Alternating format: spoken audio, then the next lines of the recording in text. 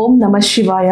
ನಮಸ್ತೆ ವೀಕ್ಷಕರೇ. ಇವತ್ತು ಒಂದು ವಿಶೇಷವಾಗಿರುವಂತಹ ತ್ರಿಗ್ರಹ ಯೋಗ ಏಪ್ರಿಲ್ 14, 2026ರಿಂದ ಏಪ್ರಿಲ್ 30, 2026ವರೆಗೂ ಮುಂದಿನ ಒಂದು ರಾಶಿ ನಾವು ನೋಡುವಂಥದ್ದು ಮಕರ ರಾಶಿ. ಮಕರ ರಾಶಿ ಮೇನ್ ಆಗಿ ನಾವು ಕಾಣುವಂಥದ್ದು 3ನೇ ಮನೆಯ ಒಂದು ದೃಷ್ಟಿ. ಸೊ 3ನೇ ಮನೆ ಅಂತ ಹೇಳಿದಾಗ ತುಂಬಾ ಧೈರ್ಯವಂತರು ಇರ್ತಾರೆ, ತುಂಬಾ ಧೈರ್ಯವನ್ನು ನೋಡ್ತೀವಿ.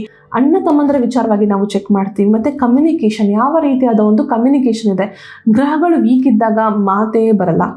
ನೀವು ತುಂಬ ಜನ ನೋಡ್ಬೋದು, ಮಾತಾಡೋಕ್ಕೇ ಹೆದರ್ತೀಯ, ನೀನು ಹಿಂದೆ ಮುಂದೆ ಮಾಡ್ತೀಯ, ಯಾಕೆ ಹಿಂಗೆ ಮಾತಾಡಲ್ಲ, ನೀನು ಎಲ್ಲಿ ಮಾತಾಡಬೇಕು ಅಲ್ಲಿ ಮಾತಾಡಲ್ಲ, ಎಲ್ಲಿ ಮಾತು ಬೇಡ ಅಲ್ಲಿ ಹೆಚ್ಚು ಮಾತಾಗುತ್ತೆ ಅಥವಾ ಹೆಚ್ಚಾಗಿ ಸಮಸ್ಯೆ ಆಗುತ್ತೆ. ಆ ಹೆಚ್ಚು ಮಾತು ಹೆಚ್ಚು ಸಮಸ್ಯೆ ಆಗುತ್ತೆ. ಯಾಕಂದರೆ ಮಾತೇ ಆಡದೇ ಇರೋರು ಸಡನ್ನಾಗಿ ಮಾತಾಡಿದ್ರೆ ಒಂದು ರೀತಿಯಲ್ಲಿ ಏನೋ ಅಫೆಂಡ್ ಆಗೋ ರೀತಿಯಲ್ಲಿ ಫೀಲ್ ಆಗುತ್ತೆ. ನನ್ನ ಬಗ್ಗೆ ಏನೋ ಒಂದು ಕೆಟ್ಟದ್ದು ಹೇಳ್ತಾ ಇದ್ದಾಗ ಅನ್ನೋ ಥರ ಅನಿಸ್ಬಿಡುತ್ತೆ. ಸೊ ಹಾಗಾಗಿ ಕಮ್ಯುನಿಕೇಷನ್ ವೆರಿ ವೆರಿ ಇಂಪಾರ್ಟೆಂಟ್. ನಮ್ಮ ಒಂದು ಪರ್ಸ್ನಲ್ ಲೈಫ್ ಇರ್ಬೋದು, ಡೊಮೆಸ್ಟಿಕ್ ಲೈಫ್ ಇರ್ಬೋದು, ಈವನ್ ಹೊರಗಡೆ ನಿಮ್ಮ ಕೆಲಸ ಕಾರ್ಯಗಳಲ್ಲೂ ಅಷ್ಟೇ. ನೀವೇನು ಮಾತಾಡ್ತೀರಾ, ನೀವೇನು ಹೇಳ್ತೀರಾ, ನಿಮ್ಮ ಒಂದು ಪರಿಕಲ್ಪನೆ ಏನಿದೆ ಅದು ತುಂಬ ಇಂಪಾರ್ಟೆಂಟ್ ಆಗುತ್ತೆ. ಸೊ 3ನೇ ಮನೆ ಕ್ರಿಯೇಟಿವಿಟಿ ಆಗ್ಬೋದು, ಅದನ್ನು ಹೇಗೆ ನೀವು ವ್ಯಕ್ತಪಡಿಸ್ತೀರ, ಯಾವ ರೀತಿಯಲ್ಲಿ ಹೇಳ್ತೀರಾ ನೀವು.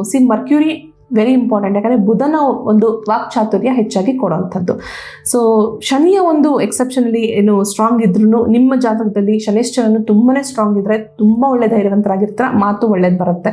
ಪ್ಲೇಸ್ಮೆಂಟ್ ನಿಮ್ಮ ಜಾತಕದ ಮೇಲೆ ಡಿಪೆಂಡ್ ಆಗುತ್ತೆ. ಬಟ್ ಈ ಒಂದು ತ್ರಿಗ್ರಹದ ಯೋಗ ನಿಮಗೆ ಹೆಚ್ಚಾಗಿ ಒಂದು ಮಾತು ಏನಾಗುತ್ತೆ ಅಂದರೆ ಚುಚ್ಚುವಂಥ ಮಾತುಗಳು ನೀವು ನಿಮ್ಮ ಕಡೆಯಿಂದ ಹೆಚ್ಚಾಗಿ ಬರುವಂಥದ್ದು.